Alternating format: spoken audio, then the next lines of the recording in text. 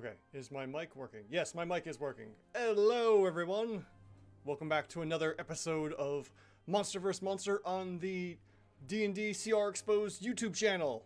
This is me, Andrew. As always, putting together some crazy battles that are brought to us by the Discord channel. You know, this battle is another one from, I believe, the Hair Doctor? Who suggested this? Or maybe it was someone else. Hold on. Who was it? No. Yeah, the Hair Doctor. Alright, perfect.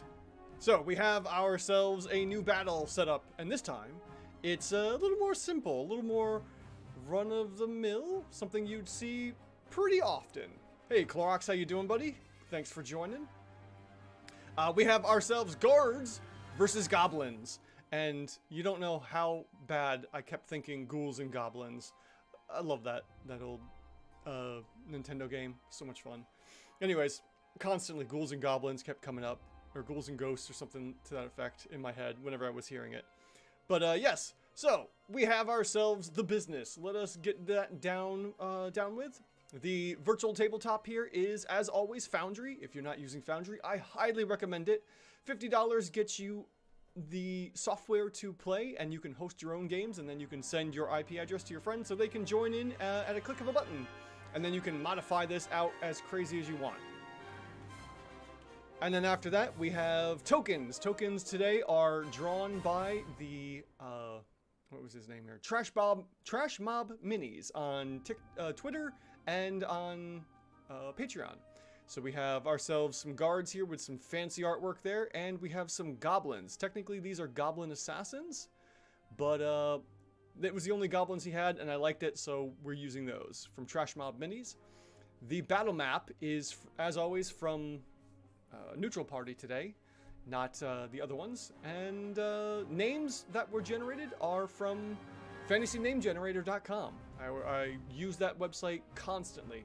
There are no affiliates here. These are all just my recommendations because I use them all the time. Let's see here. I want an arrow to the knee joke when a guard would be killed by a goblin. I will do my best. Not saying I'll be able to remember to do that, but I'll see what I can do, Hair Doctor. Anyways, now with the business out of the way, let's take a look at our combatants. For the guards, we have, in the left corner, Dezik. In the not-so-left corner, Matcha. In the not-so-right corner, Bodin. And in the far right corner, Diana. Yes, Diana. There we go. I like tested that beforehand and just couldn't. I thought maybe Diane, but Diana sounds more appropriate. Avenger J5, thank you for joining. And second, yes, I will do what I can for the taking an arrow to the knee joke. And down here for the goblins, these are, like I said, regular goblins. We have One Eye, Flat Guts, Mold Brain, and Slime Tooth. Again, all these names were brought to us by fantasynamegenerator.com. No affiliation.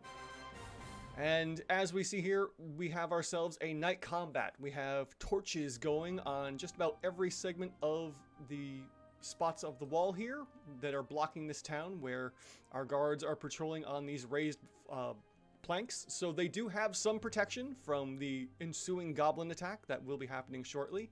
They have the advantage of height, but also some defense here. So I will probably end up giving our guards that are standing half cover, and if they kneel down, they will probably get 3/4 cover. On top of that, they have torches which are going, and which is a nice little feature here. So we have ourselves a 20-40 radius for torches, which is fantastic.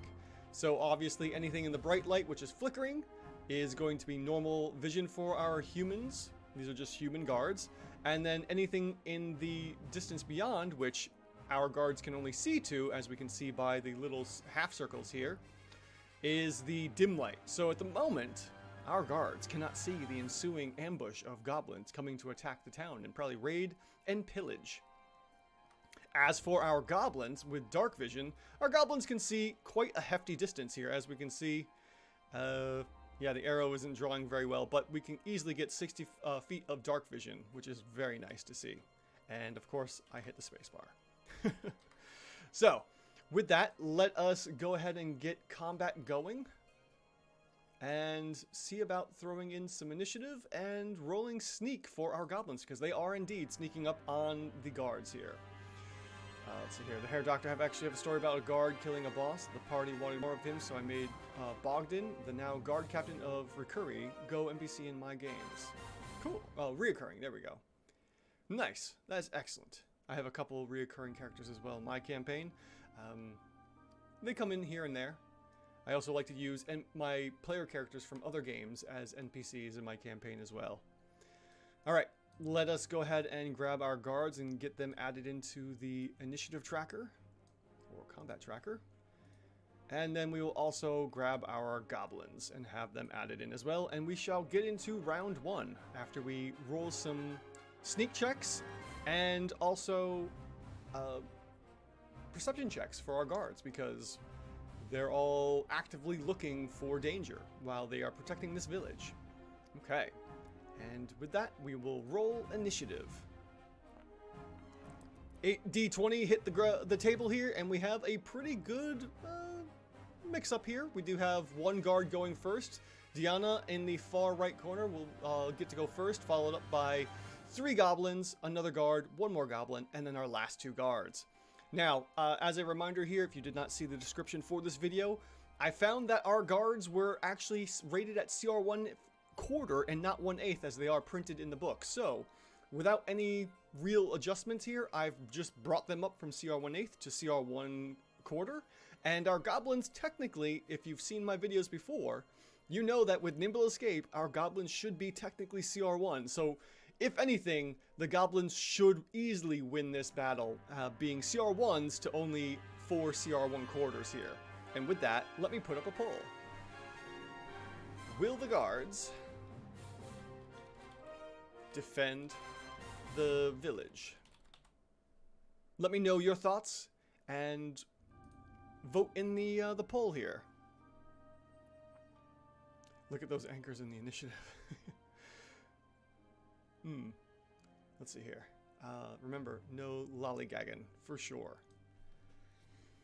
Okay, and now that we have our initiative set up, let's go ahead and roll sneak checks for all of our goblins. I think I may have to do this. No, I can actually do this, I think, for all of them. So, let's see what we get here. Sneak checks for our goblins. We end up with a 24 for Flat Guts. Slime Tooth had a 26, Mold Brain a 16, and One Eye has a 17. So, with that, let's see how our guards do with checking for perception. You know, if they weren't actively searching, I would go off of their passive perception, which at this point is a 12. But since they are on duty and actively searching around, we're going to make some perception checks. And if they get underneath their passive perception, we take the floor, which is their passive perception. Daniel Cruz, thanks for joining. I mean, the guards are so guards. They're very basic. All right, rolling perception for our guards. Let's see how they do. As the goblins come in and sneak. Let's see if they're on duty or not. And so far we have Desic with a 3, who must be picking their nose. Matcha with an 8, probably too busy trying to talk with Diana, who is far away there. And Bowden with a 19. Bowden is our best chance of seeing some of the goblins here. So, Bowden will not be caught off, but we do have some sneak checks. So since it wasn't an overwhelming success, we will not have a stealth or surprise round here, but we will have some goblins at advantage because of being hidden there. Throw some Skyrim guard quotes? Yes, please do.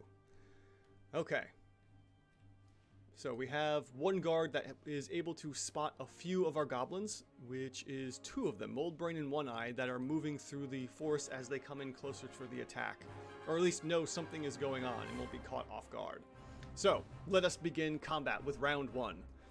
Okay. So, with nothing going on here and no immediate threat, unfortunately Diana is going to, we'll just say, go on dodge, since they're, you know, watching for any potential threats. Oh, and shoot, darn it, I gave all of my guards. As always, I gave all of my guards that by accident. Okay, there we go. Diana is going on guard, and that will be her round as we go to Slime Tooth, who is, let's see here, just double checking everything. Slime Tooth had a 26 and is definitely hidden. Okay, so Slimetooth, where are you hiding? Over here. So, what is Slimetooth going to do? They're probably going to work out as a team and target each one individually. So, Slimetooth will move over to, we'll say, somewhere about here to stay in cover. Because he is sneaking, he can only move at half speed. We'll move the total of 10 feet to this area here and target Diana in the far edge of this wall here. Now, I am going to give all of my guards half cover for the time being, since they are standing behind a wall, which will be good for all of them. Looks like only one got it because of the targeting system. So let me go ahead and get the others here. Real quick. All right, target you, and target you. You all get half cover. Someone stole their sweet rolls. Probably. Alright, now that we have all of our guards with half cover, let's see what happens with our first attack here from Slimetooth, who is hidden and gets advantage on the attack, being out in the distance here. Okay, so first attack, we're going to give advantage on the roll, and we shoot with the short bow, as they are snipers, which I found out recently with the Goblin Battle Tactics video. So we are using that if that one hasn't been out just yet. And the first attack with, let's see here, that was a 16, did not, oh, it must have been too far out. How far was the range here? 55? No, that should be decent enough for a short bow. Let's just see real quick. Short bow's range is 80-30. That should have been an advantage. Let's go ahead and roll one more d20 to see what happens if we get that that critical hit or not. Okay, 13. Definitely not, but the 20 will hit our first guard for 5 points of damage. I've also buffed our guards with maximum hit points and moved them from 11 to 18 based on their 2d8 plus 2 that they currently have. Oh, that's why. Yes.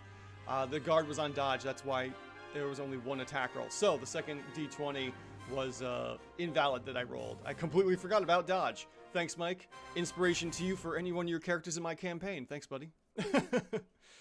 I don't really worry about disadvantage for higher elevations, just giving creatures at higher elevation advantage shooting down. Goblins, you can do it. When you get the chance, you should look at the gem dragons. They feel really broken. I actually did look at some of the gem dragons. If you do a search on my channel, you should be able to find maybe the gem great worms. I know I've looked at some of them, and so far most of those dragons are pretty close or just barely off of their CR rating. Okay, so the first hit, Diana is struck by an arrow out of the darkness, and because of the sniper rules, Slimetooth is going to try to hide again into the trees here and then move away. So now that we have the attack done, we will clear targeting, and we will have Slimetooth roll a stealth check as he is going to continue attacking from the shadows. There's no reason for him not to. Okay, Slimetooth, you are taking a Nimble Escape action here to do the hide action, and we will make a stealth check. Okay, a 7 and a 13. 13's not that great, but with an 12 passive perception, that's enough to hide easily from Diana's passive perception. So Slimetooth will again stealth 15 feet back here, and we'll say for that he's invisible, even though I can see everything.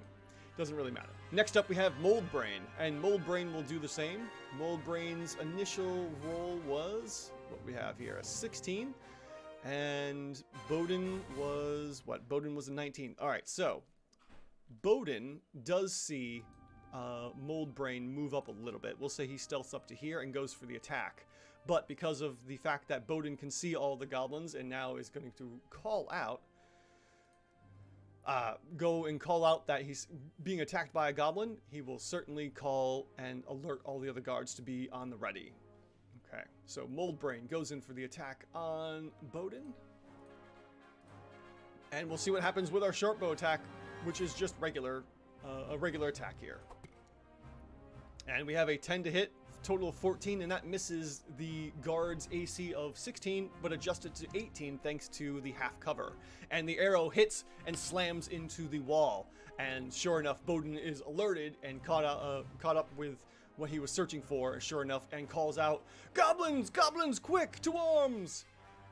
And Mold Brain will curse and call out in Goblin, Frasraka, mother! Say some Goblinese, and then go ahead and do another hide check.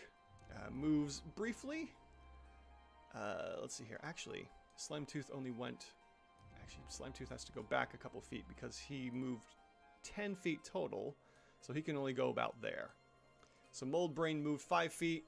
Is going to move another 5 feet in. Do a hide check. And then see what happens. Alright, so Mold Brain, you're doing your Nimble Escape, and we're doing a stealth check. 20. Oh, definitely hidden. Really well hidden. Alright, 26. For all intents and purposes, from passive perception, Mold Brain is hidden. And just for the sake of, I don't have anything with flying, I'm going to use that as their stealth checks. Alright, so let me see here. The stealth check for Slimetooth was a 13, so I can remember what was going on there. Okay. Alright, next up is One Eye. Continuing on for round 1 here, and One Eye had... What did One Eye have? Let's see here. One Eye had a 17, so I'm going to go ahead and mark him with the 17. Oops. Don't go running around on me here. There we go. 17 stealth for you, and Flat Guts. What did Flat Guts have? Flat Guts had a 24. Okay. That definitely helps. Alright. There we go. Much better. Okay. Flat Guts. Excuse me. No. It is One Eye. One Eye is going to... He wants to get over and attack Dezik. And is going to... Let's see here. He's going to take a little bit of some time scrambling up and back through here. So he's going to go 15 feet to here. Use his Nimble Escape feature. And then dash over to here. And then move one more time with his action. And we'll say goes to there. So that's going to be One Eye's turn as he just stealths around under the cover of darkness. Not much going on for him, but he is trying to get over there secretly to Dezik even though the jig is up. Alright, next up we have Matcha. Matcha is searching for anything. So Matcha is going to use his turn making a perception check to see if he can see anything. And there's a possibility that Matcha could see One Eye down here in the crevices of this part of the map. So we're going to go ahead and have Matcha do a search action to try and figure out what's going on here. And rolls a 3, which is a total of 5, and cannot see anything in the darkness out here. Actually, that should have been a disadvantage because it was in dim light as well. Why can't he dash, Mike? Oh, right. I gotta go back 10 feet because of the stealth, the hide action. I went too far. Okay, there we go. That's better. Alright. Matcha spends the turn searching but doesn't see anything. Probably should have gone on a dodge action, but for the time being we'll do that. And then Flat Guts. Flat Guts is going to, let's see here. Flat Guts is going to move. Must have been the wind. True. Alright. Flat Guts is going to quickly stealth over to here and then make an attack on Matcha. Okay, so with that, Flat Guts is going to target Matcha. Let's see here. Get your target on and go for the attack. Alright, got that properly set. Alright, good. Short bow attack on Matcha. 14 base, total of 18. Actually does connect and hits Matcha for a total of 8 points of damage. And almost brings Matcha to the bloodied state. This is going to be a quick game, I have a feeling. Especially since the poor guards are at this position where they really can't do much of anything. Alright, up next is Dezik. Dezik, seeing Matcha get hit, will now shift into, say, 3/4 cover, hide down behind the wall a little bit, and be at the ready. So he's kneeling down and is going to ready in action in case a goblin does show its grubby little, goblin head and throw a spear at it. So he's going to be on the ready. I don't think I have any way to mark that. Let's see, do we have ready? Oh, perfect. The fist icon. Yes, so he is readied. And in case something happens, Dezik will be at the ready. Alright, next up is Bowden. And Bowden finally Oh, yes, I also forgot Flatguts is going to roll a hide check as well. So let's take care of that real quick at the end of Flatguts' turn. Let's see here. Come on. There we go. And no other ones there. There we go. Nimble Escape. Wanted to do the stealth check. And we'll hide roughly in the trees, but it does a poor job of hiding in the trees here.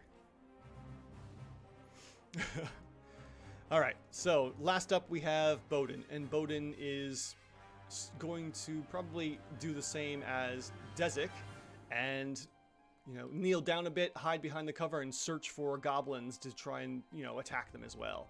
So we will take that and give him 3/4 cover, and is also at the ready.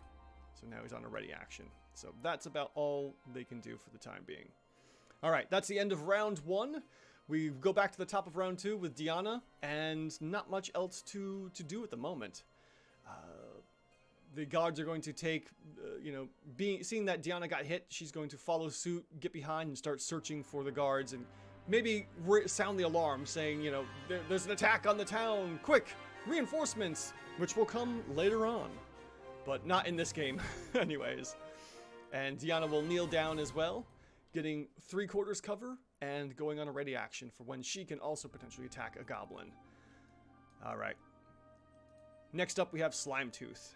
And let's get to Slimetooth here. Slimetooth is going to shuffle over 15 feet as a move action, and then take a shot at Diana, who is now barely able, you can barely see Diana hiding behind the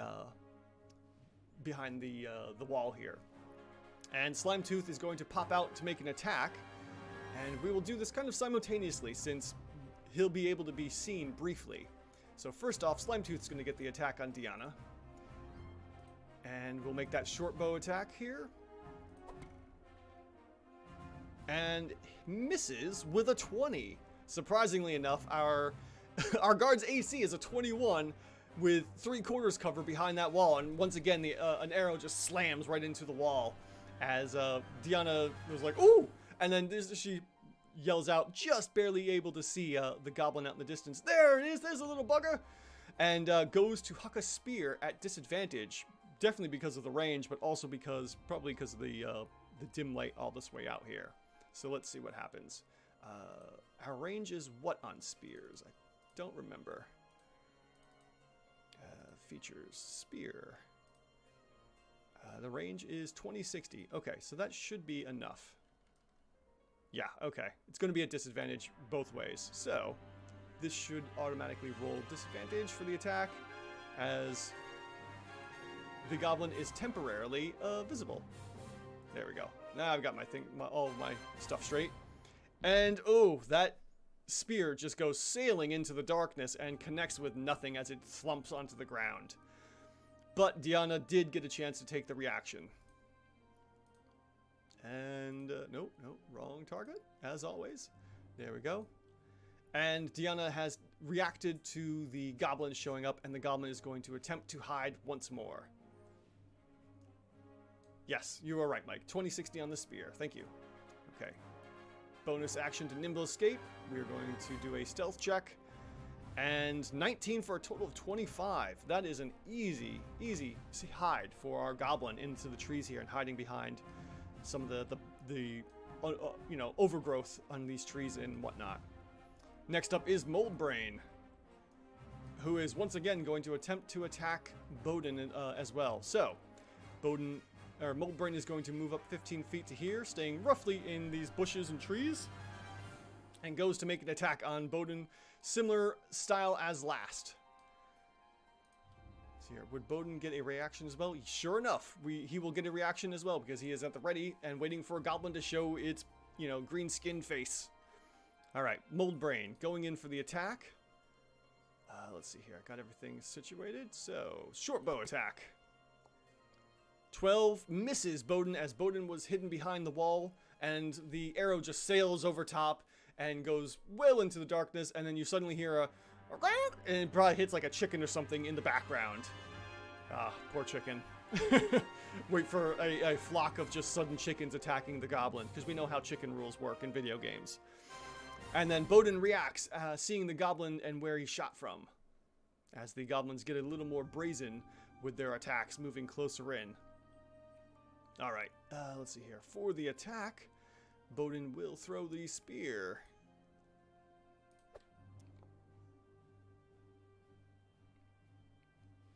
And I guess that was also at disadvantage. Yes, it was, with a total of 7 to hit, which definitely misses the goblin. And we have no damage here to our goblins yet whatsoever. Okay, continuing on. 1 XP for that goblin. Exactly. Moldbrain will then take a Nimble Escape action and attempt to hide back in the bushes. Let's see here. So, stealth check. For a total of 10. And that is not going to do it for our goblin here, who thinks he is hiding, but unfortunately is not with a 10. Just, you know, pointy ears, and maybe the bow is sticking out of the bushes. Something happens here, and he cannot, you know, get well hidden here. As for our other goblin, who's making the short trip over, he's going to, let's see here, bonus action, Nimble Escape to dash further. So we'll do that Nimble Escape now. And we'll use the movement to get 30 feet over to here, and then start climbing up the tree as an action. And that will be One Eye's turn, as he's going to use the tree to shoot out from and attack Desik. Only in Legend of Zelda. In Skyrim, they just die. Oh, that's unfortunate. I still have not played Skyrim. Maybe these guards should have gotten something better than spears. You know, I was thinking about that, and I was going to put, you know, longbows on them, but I just wasn't. I was like, maybe, maybe not. But, who knows? We'll have to wrap this up at some point. Okay, One Eye. That's One Eye's turn. Now we go to Matcha, who is over here. And Matcha is going to take the same. Is going to... oh yeah, I gotta get rid of the reaction there. That's taken care of. He's going to hide, get ready to attack any goblins that she can see. And that's about it for Matcha's turn, unfortunately. Now we go to Flatgut. And Flatgut is... let's see here. Flatgut is how far away? 45 feet and hidden with a 24. That's perfectly fine. It's going to target Matcha and attack, attempt an attack. We'll have him shift over to here, pop out of the bush or the tree or whatever he's in, and makes an attack. The same deal as Matcha will be able to get the attack off as well as a reaction attack, thankfully. Okay, so we have that set. Let's get our short bow out and make an attack. Ooh, 15 for a total of 19 misses as Matcha is able to quickly dive out of the way of the arrow coming in to attack and reacts with a "I see you!" and throws a spear at Flatgut in retaliation. Or response, I should say. Okay, spear attack. At disadvantage, maybe we'll get a hit? No, not with a 6. Ooh, this is not working in their favor whatsoever. Probably, yeah. Probably could have been, Mike.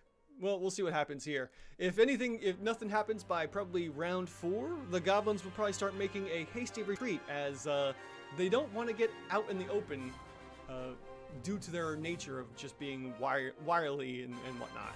Okay, Flatgut is going to take that Nimble Escape feature.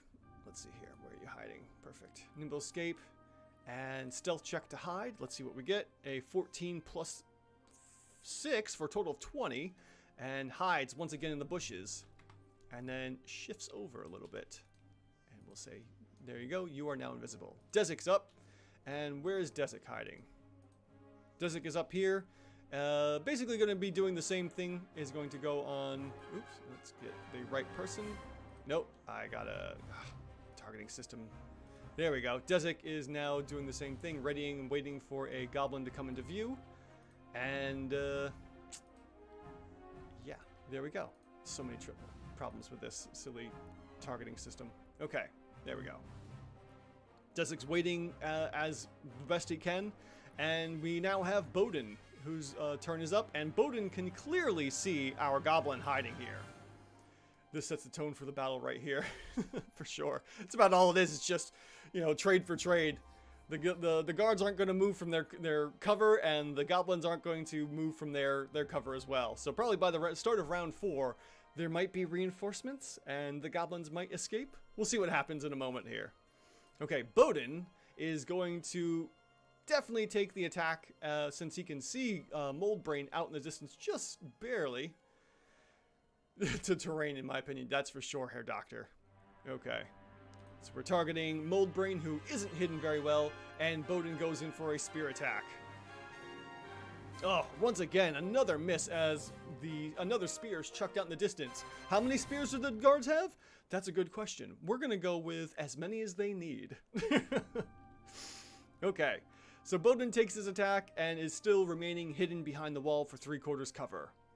And that is the end of round 2. Beginning of round 3, we are back to Diana, who is going to attempt an attack where she last saw the goblin, which was probably right about here. And sadly, we already know that that's going to be a failure of an attack. But maybe she'd actually just wait and respawn. That seems to be the better option for our guards here.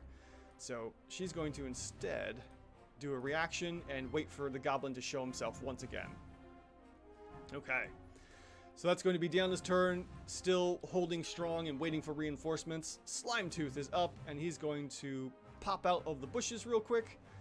And we'll say he has to at least move up to here to be able to see Diana fully. Barely, otherwise he'd have total cover from, Diana would have total cover from Slimetooth. And Slimetooth will go in for the shortbow attack. Once again, they need a high roll here to hit because of that 3/4 cover. And a total 14 is not going to do it as another arrow goes sailing and misses, hitting against the wall or maybe plunking into a roof of the house behind the guard. In any event, once again, the goblins are not able to make much of a dent now that the guards are in a better defensive position, and is going to take a Nimble Escape action, go for the stealth check of a 7, which is a total of 13, still enough to get past the guards' passive perception. There we go. And we'll shift back again. Oh yeah, yes, that's right. I also forgot. Diana gets a reaction. So let me do this quick reaction here and see if we can get another bit of goblin damage on the board from the guards or not. Who knows? We'll see what happens in a moment. Okay, there we go. Diana is going to throw a spear at disadvantage, unfortunately. We have a 14 and a 19. Ooh, wow, we actually got a hit here. 17 hits, but only 2 points of damage as Slimetooth takes the first damage of the goblins for the night. Very surprising here, folks. With the disadvantage, who knows what could happen, and sure enough, we have our first damage on the goblins. And that is the reaction for Diana, so let's get rid of the targeting there. Switch and get rid of her reaction, which is perfect. And then Slimetooth will have hidden himself and moved back. Okay, so Slimetooth is now hidden once again in the trees. Okay, up next is Mold Brain, who, shockingly was attacked, didn't realize it, and is going to go in up for another attack. Starting to fall asleep. Well, Hair Doctor, I know it's late. If you gotta go, man, go right ahead. By all means, I know it's midnight for you, so I appreciate you stopping by. This is going to be probably ending pretty soon anyways with how long this is going. I'm not gonna do a war of attrition here. And Mold Brain is going out for an attack on Bowden and goes for the short bow. Pretty close range. But a 2 is not going to do it and misses Bowden quite easily. Ganu Cruz. And this is why the city placed the goblin subjugation quest for the adventurers. That's true. Good night, Hair Doctor. Thanks for stopping by, bud. Alright. No reaction from Bowden, so we are going to have Mold Brain take the Nimble Escape feature and go ahead and stealth once again. A 9+ is going to be a total of 15.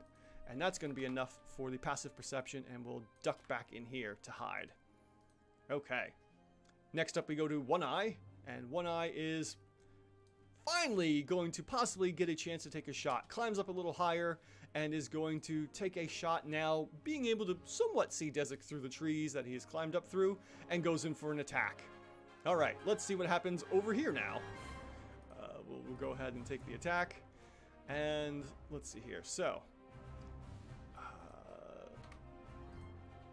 Desik, let's see here. One Eye is attacking Desik. We got a short bow attack, and that is being made at advantage. Why is it being made at advantage? Why was that advantage? I don't understand. Doesn't matter. 19 and a 15. 15 plus, what was the total bonus?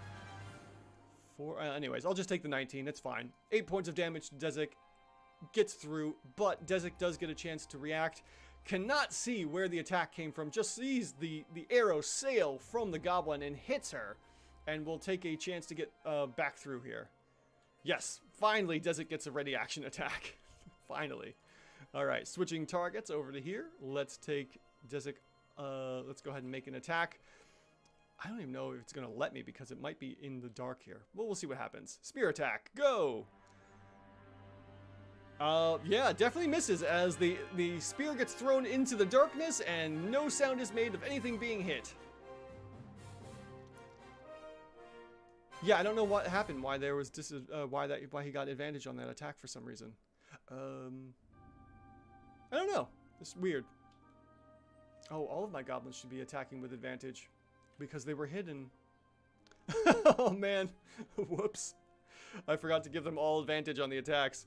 Oh boy. All right. Anyways, so continuing on. Let's see here. Back to here. Get rid of the ready action, and we'll move on to our turns. Let's see here. So Desik, or excuse me, One Eye is going to now take the Nimble Escape option one more time. Do a hide action. Stealth check for a 6. Total is 12. That's not going to cover it because that is just enough. So this one, One Eye is not hidden, unfortunately. Go back to where? Come on now. There we go. All right. Moving on to Matcha. Matcha is once again going to wait and see what's happening here. Yeah. Oh. Yeah, I know. In the very beginning, we had one guard on dodge, but the rest were on ready action. I don't know why that was giving what was going on there. But anyways, we'll see if that fixes it. Matcha's going to wait for the goblin to show himself once again. That should definitely not be 60 feet. Yeah, true. Maybe the height. Maybe it was taking into the effect of the height difference. I don't know. Because I am using the height there. I don't know. Anyways, Matcha's waiting, so that's going to be Matcha's turn. We now have Flatgut, who's going to come on out, and let's get you back down to a reasonable number, somewhere around, I don't know. We'll just put you at 12 for that, and Flatgut's going to come out with advantage. He's going to make an attack on Matcha, and let's see here. Because he was hidden, so that's a surprise attack. I've been forgetting to do that. 14 with a total of 8 is going to miss, unfortunately, and Matcha gets a response action. The ready action here, and it's going in for the attack. Let's see here. 14. Oh, we do have another hit. Oh, 5 points of damage, and Flatgut is almost defeated in one shot. That is max damage at 6. Oh no, it's not. It was a 5 plus 1. If it was max damage, we could have had a dead goblin here. And Flatgut's not happy about that. Flatgut survived the attack, is going to use his bonus action to dash. And because of that, he screams out in Goblin, retreat! Ah, I've been hit! But goblins are notoriously self-preserving and don't care about each other. So Flatgut is now off the board, using his actions and whatnot to run away. So technically, the guards have one victory so far, surprisingly enough. That's the end of Flatgut's turn. We now have Desik. Desik is hiding over here. Is going to do the same deal as before, go on a ready action. So let's just make sure our target's good. Ready action, and that's it for Desik's turn. And then Bowden's turn. Bowden is over here. Bowden will also go on ready because he cannot see any goblins in the area. And we'll wait. And with that, we end round 3 at the beginning of round 4. We're going to call it here, folks, because this is just going to be a rinse and repeat, and we could probably go another half hour with these goblins trading blows for blows. And the alarm sounds in the distance as the city guard has been alerted from round 1.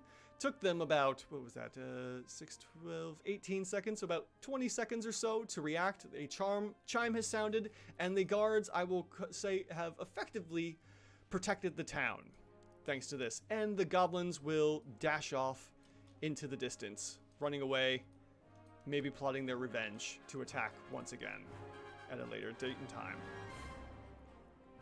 And with that, we will end round 4 at the very beginning of round 4 with an asterisk here that the guards technically won.